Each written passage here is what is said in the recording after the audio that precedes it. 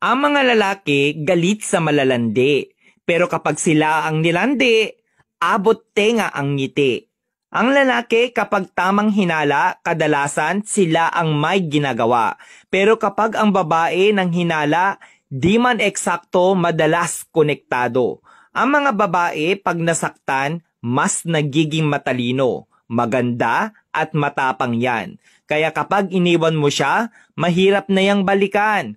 Pag may babaeng gustong agawin ang iyong asawa, ipaubayo mo na dahil ang tunay na responsableng ama ay hindi maaagaw kahit nilalandi pa. Kaya tatanungin kita, kung ibabalik ka sa buhay single at kung mag-aasawa kang muli, asawa mo pa rin ba ang pipiliin mo?